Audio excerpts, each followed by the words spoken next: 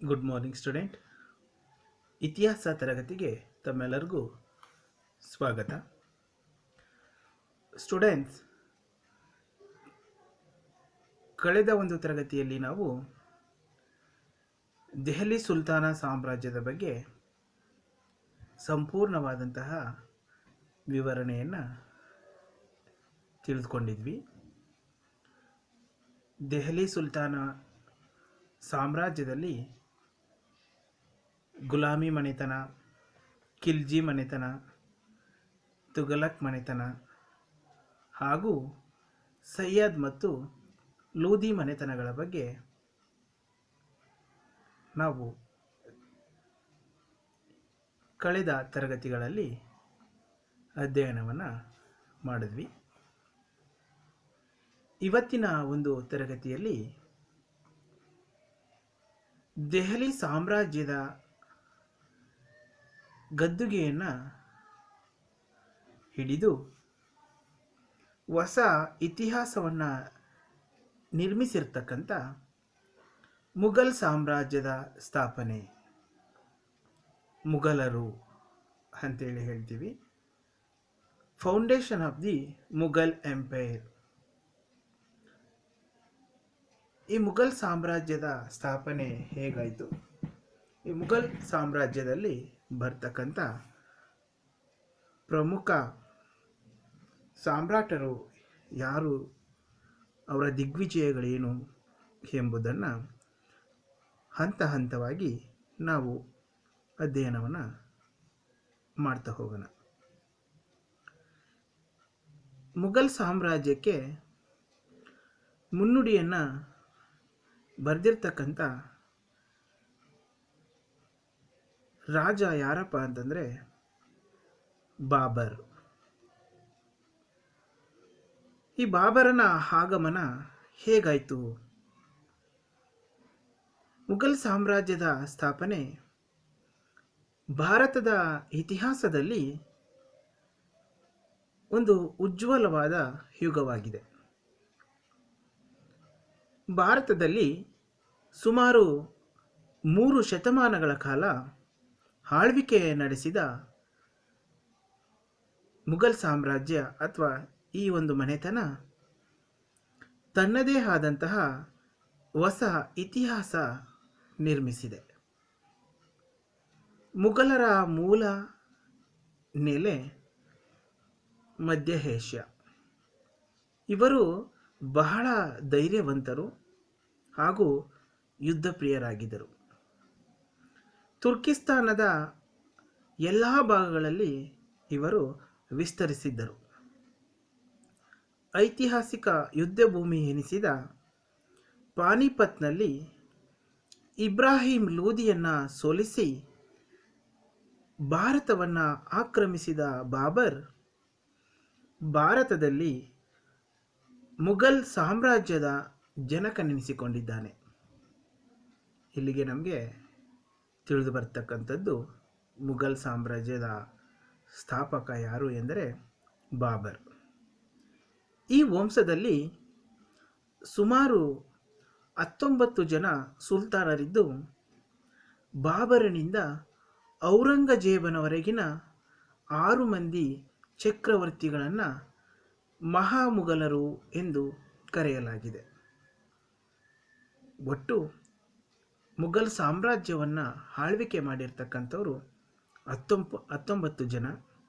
ಈ 19 ಜನರಲ್ಲಿ 6 ಜನರನ್ನು ಮಹಾಚಕ್ರವರ್ತಿಗಳು ಅಥವಾ ಚಕ್ರವರ್ತಿಗಳನ್ನು ಮಹಾಮುಘಲರು ಅಂತೇಳಿ ಕರೆದಿರ್ತಕ್ಕಂಥದ್ದು. ಮೊದಲ ಪಾನಿಪತ್ ಕದನದಲ್ಲಿ ಜಯ ಪಡೆದ ಬಾಬರ್ ಮುಘಲ್ ಸಾಮ್ರಾಜ್ಯವನ್ನು ಸ್ಥಾಪನೆ ಮಾಡ್ತಾನೆ. ಎರಡನೇ ಪಾನಿಪತ್ ಕದನದಲ್ಲಿ ಜಯಿಸಿದ ಅಕ್ಬರ್ ಅದನ್ನು ಸದೃಢಗೊಳಿಸ್ತಾನೆ. ಮೂರನೇ ಪಾನಿಪತ್ ಕದನದಲ್ಲಿ ಮುಘಲ್ ಸಾಮ್ರಾಜ್ಯ ಅವನತಿಯ ಹಾದಿಯನ್ನು ಹಿಡಿದದ್ದು ವಿಪರ್ಯಾಸವೇ ಆಗಿದೆ. ಈ ಮೊಘಲ್ ಸಾಮ್ರಾಜ್ಯ ಅಥವಾ ಮೊಘಲ್ ಶಬ್ದದ ಉತ್ಪತ್ತಿ ಏನು? ಮೊಘಲರು ಮಧ್ಯ ಏಷ್ಯಾದ ಚೆಗಟೈ ಪಂಗಡಕ್ಕೆ ಸೇರಿದವರು. ಬಾಬರ್ ಮಂಗೋಲ್ ನಾಯಕನಾದ ಚೆಂಗೀಸ್ ಖಾನನ ವಂಶಕ್ಕೆ ಸೇರಿದವನು. ಆದ್ದರಿಂದ ಮುಘಲ್ ಎಂಬ ಶಬ್ದ ಮಂಗೋಲ್ ಎಂಬ ಶಬ್ದದ ಉತ್ಪನ್ನವಾಗಿದೆ. ಸೊ ಮುಘಲರು ಯಾರು ಅಂತ ನಿಮಗೆ ಈಗ ಗೊತ್ತಾಯಿತು. ಮುಘಲರು ಯಾರು ಅಂದರೆ ಮಂಗೋಲರು. ಸೊ ಭಾರತದ ಮೇಲೆ ಇವರು ಹಲವಾರು ಬಾರಿ ದಾಳಿಯನ್ನು ಮಾಡಿದ್ದಾರೆ. ಅವರೇ ಈ ಮೊಘಲರು. ಮಂಗೋಲ್ ಅಂತಕ್ಕಂಥ ಒಂದು ಶಬ್ದದ ಒಂದು ಅರ್ಥವೇ ಮುಘಲರು ಅಂಥೇಳಿ ನಾವಿಲ್ಲಿ ತಿಳ್ಕೊಬೋದು. ಹಾಗಾಗಿ ಮುಘಲ್ ಎಂಬ ಶಬ್ದ ಮಂಗೋಲ್ ಎಂಬ ಶಬ್ದದ ಉತ್ಪನ್ನವಾಗಿದೆ ಅಂತಕ್ಕಂಥದ್ದು. ಇನ್ನು ಈ ಸಾಮ್ರಾಜ್ಯದ ಸ್ಥಾಪಕನಾದ ಬಾಬರನ ಬಗ್ಗೆ ನಾವು ಅಧ್ಯಯನವನ್ನು ಮಾಡೋದಾದರೆ, ಬಾಬರ್ ಕ್ರಿಸ್ತಶಕ 1526ರಿಂದ 536ರವರೆಗಿನ ಕಾಲವನ್ನು ನಾವಿಲ್ಲಿ ನೋಡ್ಬೋದು. ಮುಘಲ್ ಸಾಮ್ರಾಜ್ಯದ ಸ್ಥಾಪಕನಾದ ಬಾಬರ್ ಈ ಸಾಮ್ರಾಜ್ಯ 1526ರಿಂದ 1707ರವರೆಗೆ ಮುಂದುವರಿಯಲು ಭದ್ರ ಬುನಾದಿ ಹಾಕಿದ ವ್ಯಕ್ತಿಯಾಗಿದ್ದಾನೆ. ಲೇನ್ ಪೂಲ್ ಎಂಬ ವಿದ್ವಾಂಸರ ಪ್ರಕಾರ ಏಷ್ಯಾದ ಇಬ್ಬರು ಮಹಾನ್ ವ್ಯಕ್ತಿಗಳ ರಕ್ತ ಇವನ ಧಮನಿಗಳಲ್ಲಿ ಹರಿಯುತ್ತಾ ಇತ್ತು. ಯಾರು ಆ ಇಬ್ಬರು ವ್ಯಕ್ತಿಗಳು ಅಂತಂದರೆ ಇವನ ತಂದೆ ತಾಯಿಗಳು. ಯಾಕೆ ಲೇನ್ ಪೂಲ್ ಈ ಮಾತನ್ನು ಹೇಳಿದ್ದಾರೆ ಅಂತಂತಂದರೆ, ಬಾಬರ್ನ ತಾಯಿಯ ಕಡೆಯಿಂದ ಚೆಂಗೀಸ್ ಖಾನನ ವಂಶಕ್ಕೂ ತಂದೆಯ ಕಡೆಯಿಂದ ತೈಮೂರನ ವಂಶಕ್ಕೂ ಸೇರಿದವನು ಬಾಬರ್. ಬಾಬರ್ ತಾಯಿಯ ಕಡೆಯಿಂದ ಚೆಂಗೀಸ್ ಖಾನನ ವಂಶ, ತಂದೆಯ ಕಡೆಯಿಂದ ತೈಮೂರನ ವಂಶ. ಇವನು ಉತ್ತಮ ವಿದ್ವಾಂಸನಾಗಿದ್ದು ಸಮರ್ಥ ಹಾಗೂ ಶ್ರಮಪಟ್ಟು ಮೊಘಲ್ ಸಾಮ್ರಾಜ್ಯ ಸ್ಥಾಪಿಸಿದ್ದಾನೆ. ಹೀಗಾಗಿ ಇವನು ಭಾರತದ ಇತಿಹಾಸದಲ್ಲಿ ಶಾಶ್ವತವಾದ ಸ್ಥಾನಮಾನವನ್ನು ಪಡೆದುಕೊಂಡಿದ್ದಾನೆ ಎಂದು ಹೇಳಬಹುದು. ಈತನ ಬಾಲ್ಯ ಜೀವನವನ್ನು ನಾವು ನೋಡೋದಾದರೆ, ಬಾಬರ್ ಎಂದರೆ ತುರ್ಕಿ ಭಾಷೆಯಲ್ಲಿ ಹುಲಿ ಎಂದರ್ಥ. ಬಾಬರ್ ಎಂದರೆ ತುರ್ಕಿ ಭಾಷೆಯಲ್ಲಿ ಏನರ್ಥ? ಹುಲಿ ಎಂದರ್ಥ. ಇವನ ಪೂರ್ಣ ಹೆಸರು ಜಹೀರುದ್ದೀನ್ ಮಹಮ್ಮದ್ ಬಾಬರ್. ಬಾಬರನ ಪೂರ್ಣ ಹೆಸರು ಜಹೀರುದ್ದೀನ್ ಮಹಮ್ಮದ್ ಬಾಬರ್. ಇವನ ತಂದೆ ಉಮರ್ ಶೇಖ್ ಮಿರ್ಜಾ. ಬಾಬರನ ತಂದೆ ಉಮರ್ ಶೇಖ್ ಮಿರ್ಜಾ. ತಾಯಿ ಕುತ್ಲುಗ್ ನಿಗರ್ ಖಾನುಮ್. ಬಾಬರನ ತಾಯಿ ಕುತ್ಲುಗ್ ನಿಗರ್ ಖಾನುಮ್. ಬಾಬರ್ ಕ್ರಿಸ್ತಶಕ 1483 ಫೆಬ್ರವರಿ 14ರಂದು ಮಧ್ಯ ಏಷ್ಯಾದ ಪರ್ಗಾನಾ ಎಂಬಲ್ಲಿ ಜನಿಸಿದನು.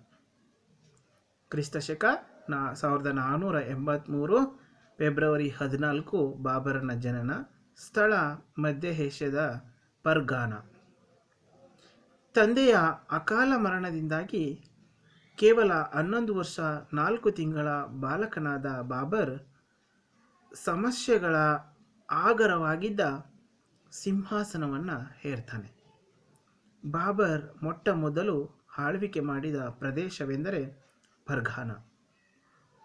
ಇವನಿಗೆ ಬಹಳ ಇಷ್ಟವಾದ ರಾಜಧಾನಿ ಎಂದರೆ ತನ್ನ ತಾತ ತೈಮೂರನ ಸಮರ್ಕಂಡ್ ಪ್ರದೇಶ.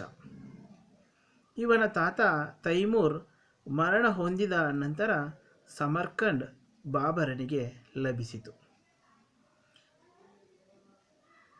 ಪರ್ಗಾನಾ ಮತ್ತು ಸಮರ್ಕಂಡ್ ಪ್ರದೇಶಗಳಲ್ಲಿ ಬಾಬರ್ ಆಳ್ವಿಕೆ ನಡೆಸುವುದು ಅವನ ರಕ್ತ ಸಂಬಂಧಿಗಳಿಗೆ ಅಸೂಯೆ ಮೂಡಿಸಿತು.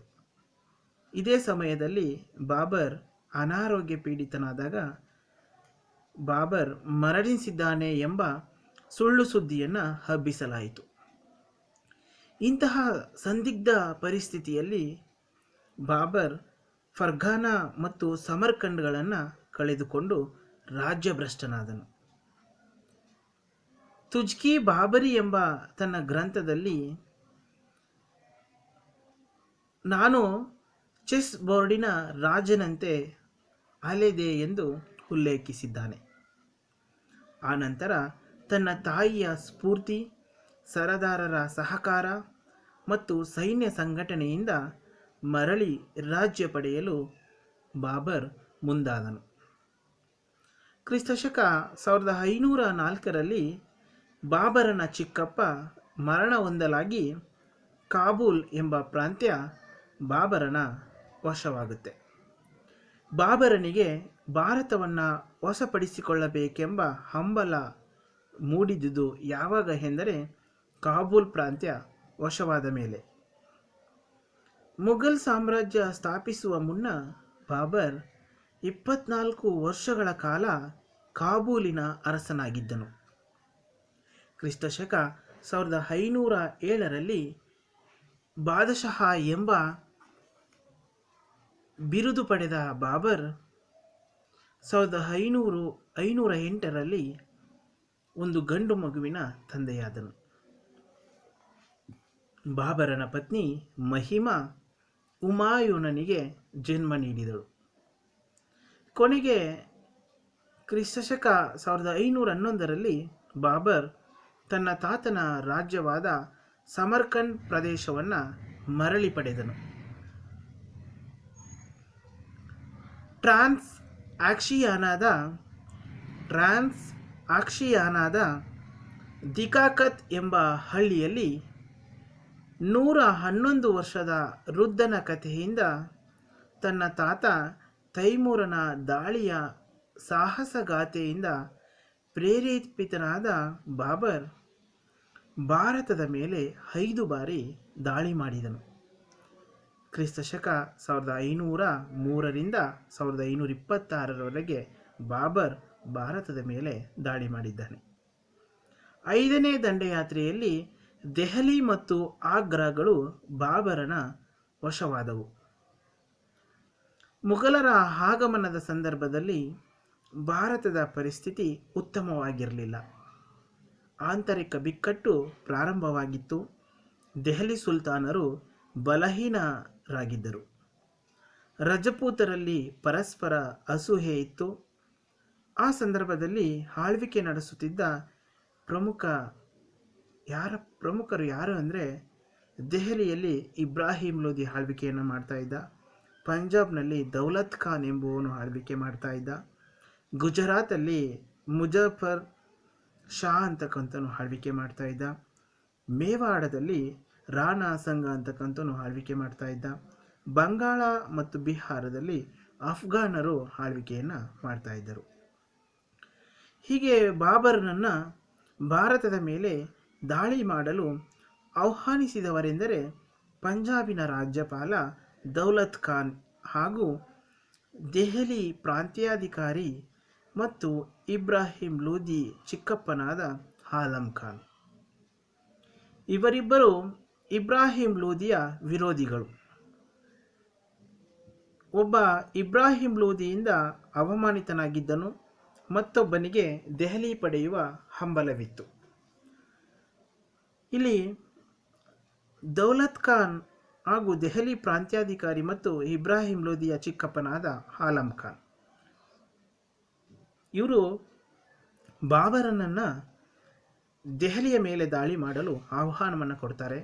ಯಾಕೆ ಅಂದರೆ ದೆಹಲಿಯನ್ನು ಹೇಗಾದರೂ ಮಾಡಿ ತಮ್ಮ ತೆಕ್ಕೆಗೆ ಒಳಪಡಿಸ್ಕೋಬೇಕು, ಬಾಬರನ್ನು ಸೋಲಿಸಿ ದೆಹಲಿಯನ್ನು ವಶಪಡಿಸ್ಕೊಂಡು ಇಬ್ರಾಹಿಂ ಲೋಧಿಯನ್ನು ದೆಹಲಿ ಸಿಂಹಾಸನದಿಂದ ಕೆಳಗಡೆ ಇಳಿಸಬೇಕು ಅಂತಕ್ಕಂಥ ಒಂದು ಕಾರಣದಿಂದ ಬಾಬರ್ನನ್ನು ಏನು ಮಾಡ್ತಾರೆ, ಭಾರತದ ಮೇಲೆ ದಾಳಿ ಮಾಡಲು ಆಹ್ವಾನವನ್ನು ಕೊಡ್ತಾರೆ. ಈ ಕಾರಣಗಳಿಂದ ವಿದೇಶಿಯನ ದಾಳಿಗೆ ಸಹಕರಿಸಿ ಇಬ್ರಾಹಿಂ ಲೋಧಿಯನ್ನು ಪರಾಭವಗೊಳಿಸುವುದೇ ಇವರ ಏಕಮಾತ್ರ ಉದ್ದೇಶವಾಗಿತ್ತು. ಇವರ ಉದ್ದೇಶ ಏನು ಅಂತಂದರೆ, ಒಂದು ವೇಳೆ ಬಾಬರ್ ಸೋತ್ರೆ ಬಾಬರ್ನನ್ನು ಏನು ಮಾಡ್ಬೋದು, ದೆಹಲಿ ಸಿಂಹಾಸನಕ್ಕೆ ಏರಿಸ್ಬಿಟ್ಟು ಇಬ್ರಾಹಿಂ ಲೋಧಿಯನ್ನು ಪರಾಭವಗೊಳಿಸ್ಬಿಟ್ಟು ಏಕಮಾತ್ರ ಒಂದು ದೃಷ್ಟಿಕೋನದ ಉದ್ದೇಶವನ್ನು ಇವರು ಈಡೇರಿಸ್ಕೋಬೋದು ಅಂತಕ್ಕಂಥ ಒಂದು ಯೋಚನೆಯನ್ನು ಮಾಡಿದರು ಅಂತಕ್ಕಂಥದ್ದು. ಚಾಣಾಕ್ಷನಾದ ಬಾಬರ್ ಮೊದಲು ಇವರಿಬ್ಬರನ್ನು ಪರಾಭವಗೊಳಿಸಿ ನಂತರ ದೆಹಲಿಯ ಬಗ್ಗೆ ಏನು ಮಾಡ್ತಾನೆ, ಗಮನವನ್ನು ಹರಿಸ್ತಾನೆ. ಹೀಗೆ ಬಾಬರ್ ಒಬ್ಬ ಉತ್ತಮ ದಿಗ್ವಿಜಯಿಯಾಗಿ ಹಲವಾರು ರೀತಿಯ ದಿಗ್ವಿಜಯಗಳನ್ನು ಕೈಗೊಂಡಿದ್ದಾನೆ ಅಂತಕ್ಕಂಥದ್ದನ್ನು ನಾವು ಕಾಣ್ತಾ ಹೋಗ್ಬೋದು. ಹೀಗಾಗಿ ಬಾಬರನ ದಿಗ್ವಿಜಯಗಳನ್ನು ನಾವು ನೋಡೋದಾದರೆ, ಈತ ಒಬ್ಬ ಉತ್ತಮ ದಿಗ್ವಿಜಯಿ, ಸಂದಿಗ್ಧ ಪರಿಸ್ಥಿತಿಯಲ್ಲಿ ಜಾಣ್ಮೆಯಿಂದ ವರ್ತಿಸಿ ಭಾರತವನ್ನು ವಶಪಡಿಸಿಕೊಂಡ ಒಬ್ಬ ಮಹತ್ವಾಕಾಂಕ್ಷೆಯುಳ್ಳ ಯುವಕ. ಡಾಕ್ಟರ್ ಈಶ್ವರಿ ಪ್ರಸಾದ್ರವರು ಒಂದು ಮಾತನ್ನು ಹೇಳಿದ್ದಾರೆ. ಅಣುವಾಗಿ ಹಂಚಲ್ಪಟ್ಟಿದ್ದ ಭಾರತದ ಅಂದಿನ ಪರಿಸ್ಥಿತಿ ಬಾಬರ್ನನ್ನು ಕೈಬೀಸಿ ಕರೆಯಿತೆಂದರೆ ತಪ್ಪಾಗಲಾರದು. ಅಣುವಾಗಿ ಹಂಚಲ್ಪಟ್ಟಿದ್ದ ಭಾರತದ ಅಂದಿನ ಪರಿಸ್ಥಿತಿ ಬಾಬರ್ನನ್ನು ಕೈಬೀಸಿ ಕರೆಯಿತೆಂದರೆ ತಪ್ಪಾಗಲಾರದು.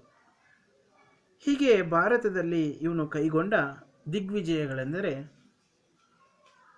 ಮೊದಲನೇ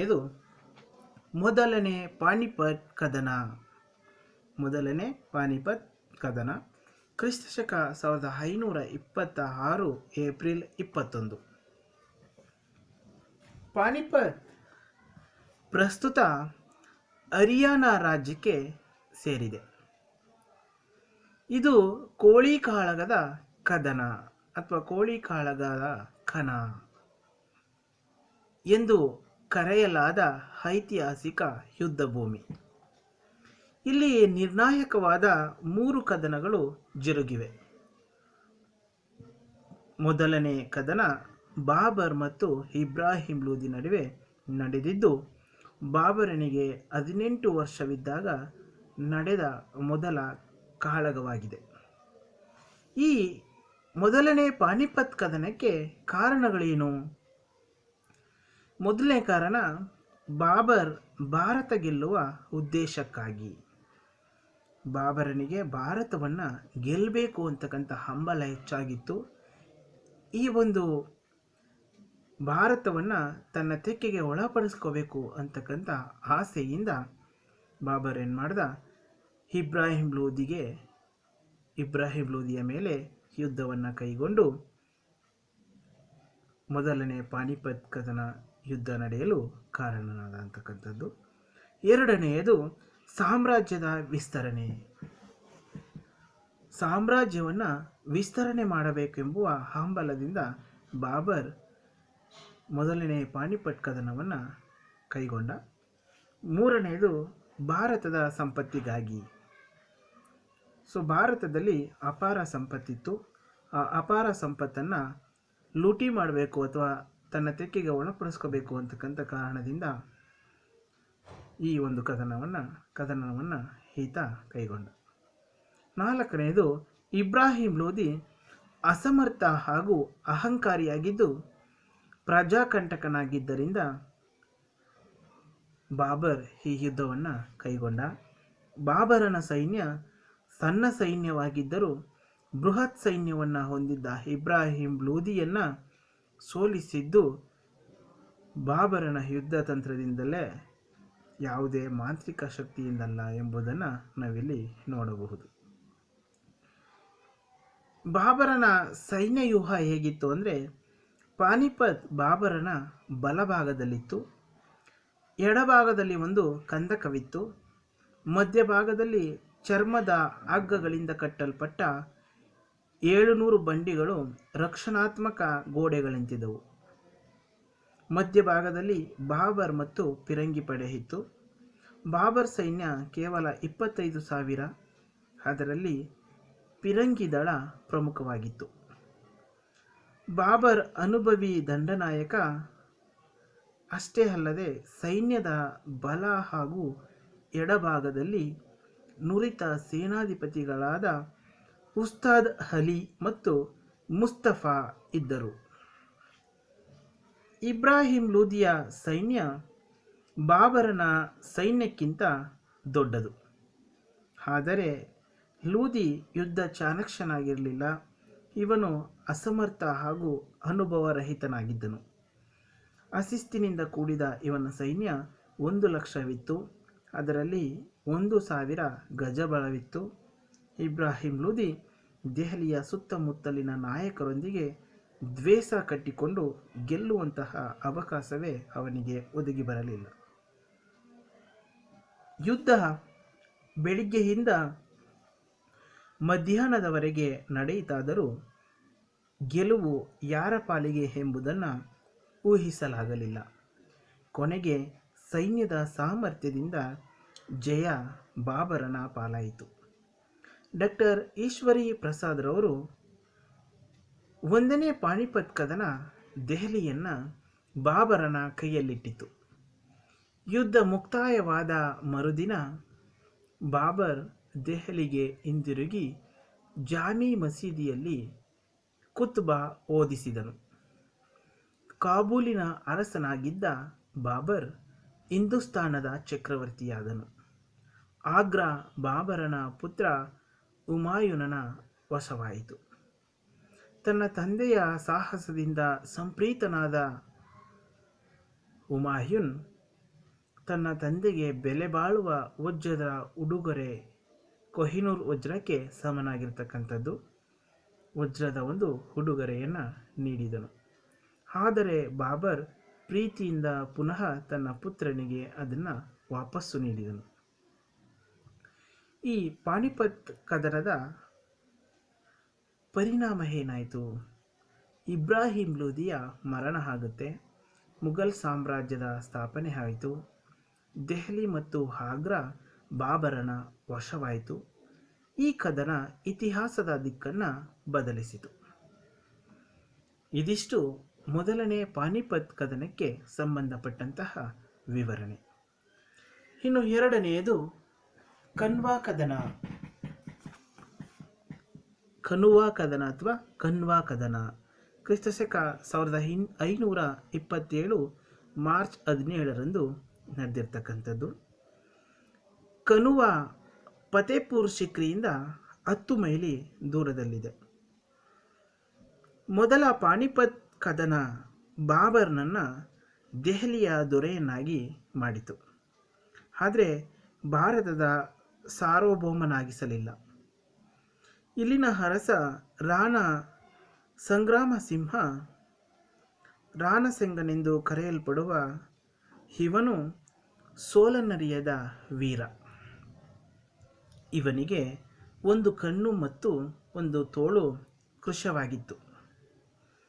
ಲೇನ್ ಪೂಲ್ರವರ ಪ್ರಕಾರ ರಜಪೂತ ಸೈನ್ಯದಲ್ಲಿ 120 ನಾಯಕರು, 80,000 ಅಶ್ವ, 500 ಯುದ್ಧ ಆನೆಗಳಿದ್ದವು.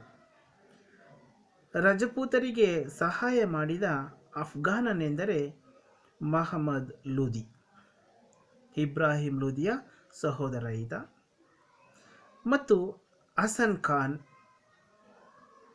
ಮೇವಾತಿ ಮತ್ತು ಸಿಲಹಾನಿ. ಕನ್ವಾ ಯುದ್ಧ ಬಾಬರ್ ಮತ್ತು ರಾಣಸಂಗನ ನಡುವೆ ನಡೆಯಿತು. ದೆಹಲಿಯನ್ನು ಗೆದ್ದ ಮೇಲೆ ರಜಪೂತ ನೆಲೆಗಳ ಬಗ್ಗೆ ಮುಸಲ್ಮಾನರಿಗೆ ಆಸಕ್ತಿ ಬರಬಹುದೆಂಬ ಉದ್ದೇಶದಿಂದ ರಾಣಸಂಗ ಹಿಂದೂಸ್ತಾನದಿಂದ ಬಾಬರ್ನನ್ನು ಓಡಿಸಲು ಕನ್ವಾ ಕದನದಲ್ಲಿ ಸಜ್ಜಾದನು. ಬಾಬರನ ಸೈನಿಕರು ರಜಪೂತರ ಬೃಹತ್ ಸೈನ್ಯ ನೋಡಿ ಯುದ್ಧ ಭೂಮಿಯಿಂದ ಹೊರ ನಡೆಯಲು ತಮ್ಮ ನಾಯಕರಿಗೆ ಸೂಚಿಸಿದರು. ಅಷ್ಟೇ ಅಲ್ಲದೆ ಮಹಮ್ಮದ್ ಶರೀಫ್ ಎಂಬ ಜ್ಯೋತಿಷಿ ಈ ಯುದ್ಧದಲ್ಲಿ ಬಾಬರನಿಗೆ ಸೋಲು ಖಚಿತ ಎಂದು ಭವಿಷ್ಯ ನುಡಿದಿದ್ದನು. ಇಂತಹ ಸಂದಿಗ್ಧ ಪರಿಸ್ಥಿತಿಯಲ್ಲಿ ಬಾಬರ್ ತನ್ನ ಸೈನಿಕರಿಗೆ ಆತ್ಮಸ್ಥೈರ್ಯ ತುಂಬಿದನು. ತಾನು ಇನ್ನು ಮುಂದೆ ಮದ್ಯಪಾನ ಹಾಗೂ ಮಾಂಸಾಹಾರ ತ್ಯಜಿಸುತ್ತೇನೆಂದು ಶಪಥಗೈದನು. ಬಾಬರನ ಸೈನ್ಯದಲ್ಲಿ ಬಲಭಾಗದಲ್ಲಿ ಹುಮಾಯೂನ್, ಎಡಭಾಗದಲ್ಲಿ ಸೈಯದ್ ಮೆಹದಿ ಖಾನ್, ಮಧ್ಯದಲ್ಲಿ ಬಾಬರ್ ಇದ್ದನು. ಯುದ್ಧ ಪ್ರಾರಂಭವಾಗುತ್ತೆ. ಸುಮಾರು ಬೆಳಿಗ್ಗೆ 9 ಗಂಟೆಗೆ ಪ್ರಾರಂಭವಾದ ಯುದ್ಧ ಸಾಯಂಕಾಲ 7ರ ತನಕ ನಡೆಯಿತು. ರಜಪೂತರು ಮುಘಲ್ ಸೈನ್ಯದ ಅರ್ಧ ಭಾಗ ನಾಶ ಮಾಡಿದರು. ಕೊನೆಗೆ ರಾಣಸಂಗ ಗಾಯಗೊಂಡು ಮೂರ್ಛೆ ಹೋದನು. ಇತ್ತ ಮೊಘಲ್ ಸೈನ್ಯ ರಜಪೂತರನ್ನು ಹತ್ತಿಕ್ಕಿತು.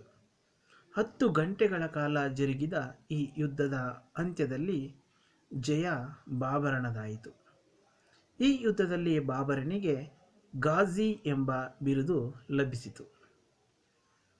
ಈ ಖಂಡ್ವಾ ಕದನದ ಪರಿಣಾಮ ಮೊದಲನೇ ಪಾನಿಪತ್ ಕದನಕ್ಕಿಂತ ಖಂಡ್ವಾ ಕದನ ಪ್ರಮುಖವಾದುದು.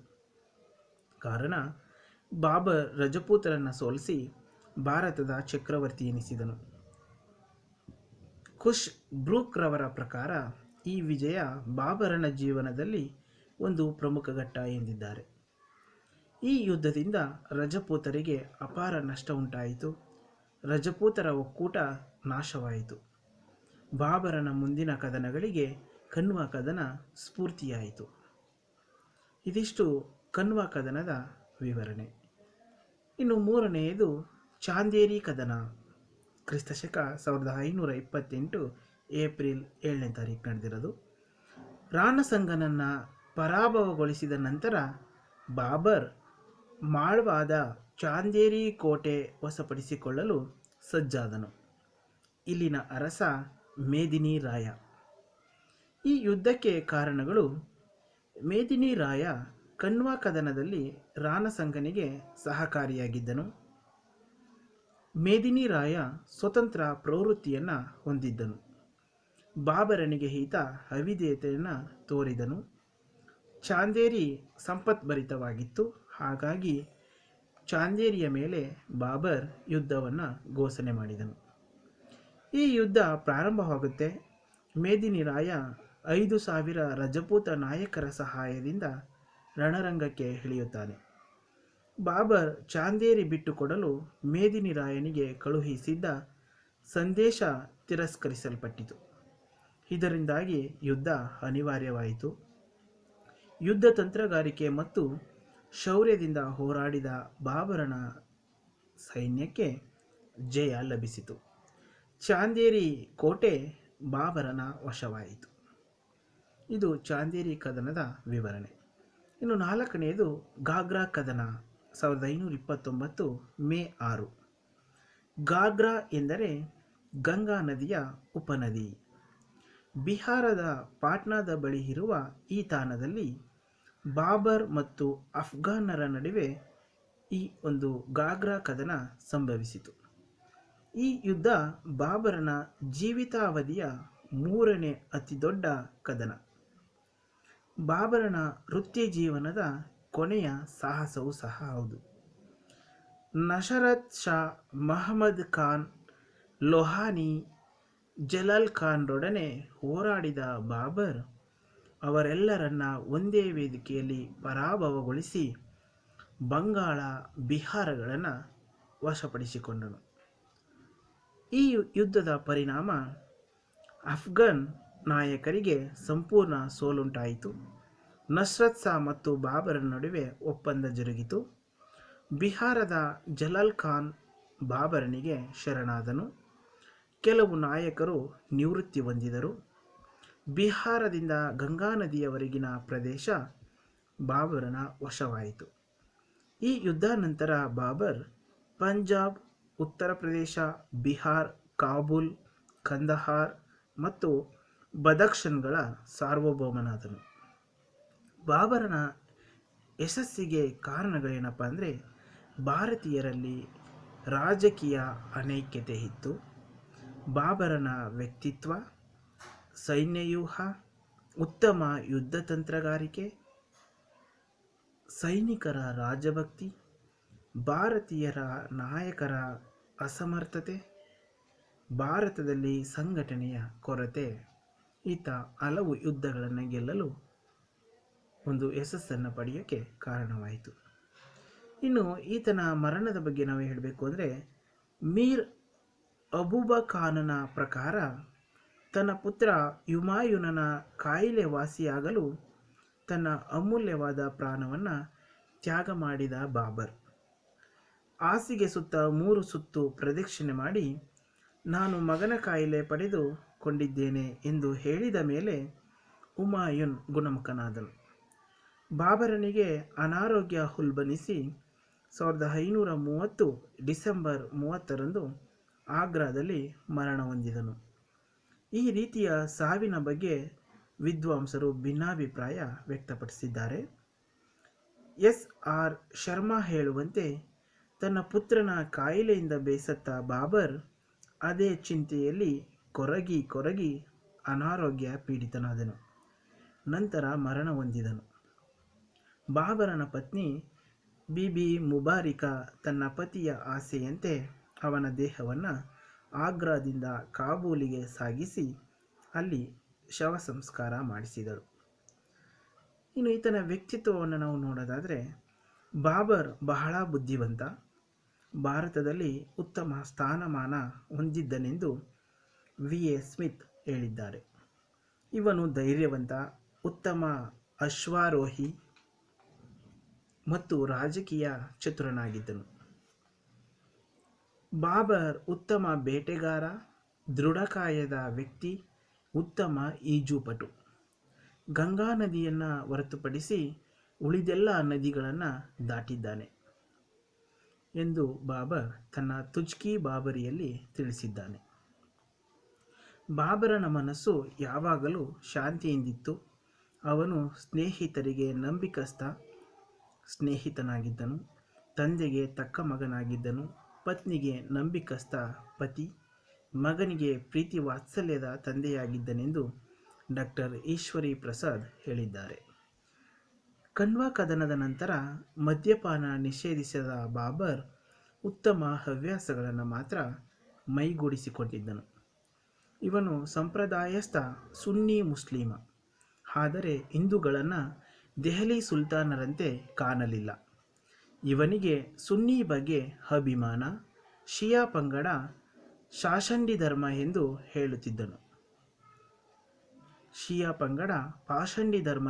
ಹೇಳುತ್ತಿದ್ದನು. ಬಾಬರ್ ಉತ್ತಮ ದಿಗ್ವಿಜಯೇ ಹೊರತು ಆಡಳಿತ ವ್ಯವಸ್ಥಾಪಕನಲ್ಲ. ಇವನು ದಿಗ್ವಿಜಯಶಾಲಿ, ಆದರೆ ಸಾಮ್ರಾಜ್ಯದ ಶಿಲ್ಪಿಯಲ್ಲ. ಕಾಬೂಲಿನಂತೆಯೇ ಭಾರತದಲ್ಲಿ ಬಾಬರ್ ಸರ್ಕಾರ ನಡೆಸುವುದು ಖಡ್ಗದಿಂದಲೇ ಹೊರತು ಲೇಖನಿಯಿಂದಲ್ಲ. ಇವನು ತೈಮೂರ್ ಲೇನ್ಗೂ ಅಕ್ಬರನಿಗೂ ನಡುವಣ ಕೊಂಡಿಯಾದರೆ